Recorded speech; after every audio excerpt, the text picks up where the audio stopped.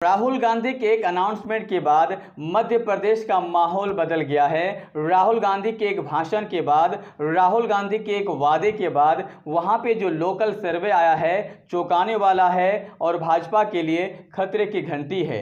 आप लोगों को हम पूरा विस्तार से समझाने वाले हैं कि वहां पे आज के रेट में लोकसभा इलेक्शन हो जाए तो वहां का जो माहौल है बिल्कुल बदल गया है। और बदलने का जो रीज़न है, सिर्फ एक रीज़न राहुल गांधी को बताया जाता है। अगर राहुल गांधी की वजह से वहां का माहौल चेंज हो जाता है तो ये बीजेपी के लिए बहुत बड़ी खतरे की घंटी है।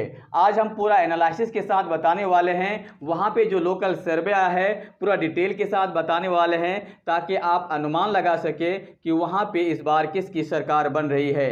सबसे पहले आप लोग को बता दें, भोपाल जो शहरी इलाका है खास करके हमेशा बीजेपी का पकड़ होता है, लेकिन इस बार भोपाल में परिस्थिति बदल गया है। वहां पे कांटे की टक्कर जरूर है, लेकिन भोपाल के 7 सीट में 3 सीट बीजेपी जीतता हुआ नजर आता है और कांग्रेस के खाते में 4 सीट है।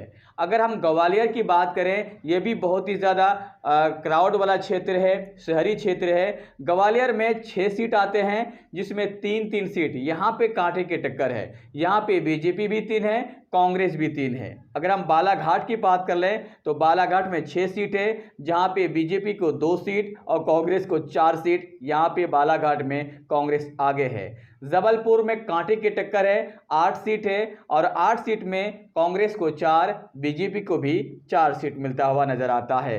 रतलाम की अगर बात की जाए तो यहाँ पे बीजेपी का सुपड़ा साफ है। यहाँ पे बीजेपी 5 सीट में 0 सीट लेकर आ रही है, कांग्रेस 5 सीट। इंदौर में 9 सीट है, 9 सीट में कांग्रेस 3 सीट लेकर आ रही है और भाजपा 6 सीट। तो इंदौर में बीजेपी का कब्जा रहेगा ऐसा लग रहा है, क्योंकि यहाँ पे 9 में 6 सीट लेकर आ रहे हैं।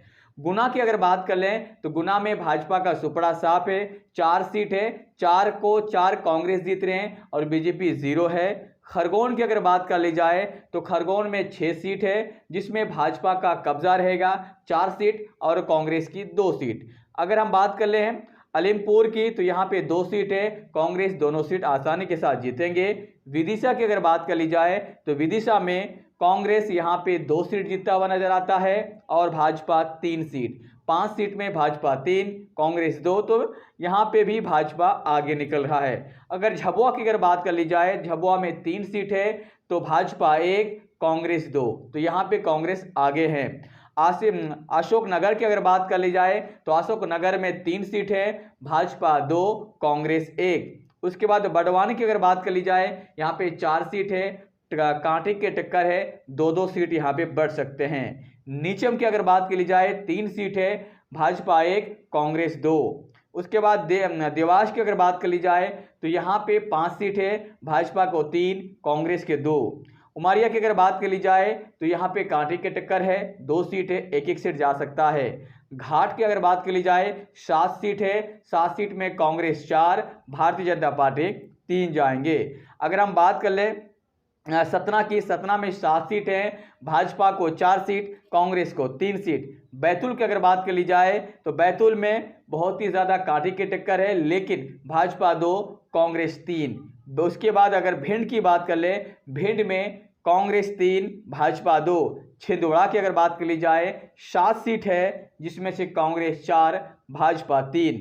इस प्रकार से अगर हम ऑल ओवर का अगर हम कैलकुलेशन निकालें तो यहाँ पे अच्छा खासा कांग्रेस सीट लेता हुआ नजर आ रहा है और भाजपा को यहाँ पे मात्र 80 सीट आ सकता है। और बाकी जो सीट है 230 में से जो बाकी सीट है, सारा सीट किसके पास जा सकता है? भारतीय जनता पार्टी के हाथ से छीनकर कांग्रेस के पास। तो कांग्रेस यहाँ पे मजबूती के साथ लड़ भी रहे हैं, मजबूती के साथ सीट लेके भी आ रहे हैं और सरकार भी बना रहे हैं। तो भारतीय जनता पार्टी के लिए एक सेटबैक है, तो ये खास करके उनको सबक है कि अगर आप जनता को खुश नहीं करेंगे तो जनता आपको वहां से हटाने में देरी नहीं करेंगे। तो भारतीय जनता पार्टी इस बार मध्य प्रदेश में हार रहे हैं और कांग्रेस फुल बहुमत के साथ, फुल मेजोरिटी के साथ दोबारा वापस लौट रहे हैं। तो इस बार भारतीय जनता पार्टी के लिए मध्य प्रदेश हाथ से जाता हुआ नजर आता है। आप इसके बारे में क्या राय देना चाहते हैं, मुझे कमेंट बॉक्स में कमेंट करके अपनी राय ज़रूर दे। बाकी मुझे सब्सक्राइब कर ले यानी मेरे चैनल को, ताकि थोड़ा सा हेल्प मेरा भी हो जाए और आपकी एक हेल्प की वजह से हम आपको हर अपडेट टाइम टू टाइम दे सकते हैं। जय हिंद।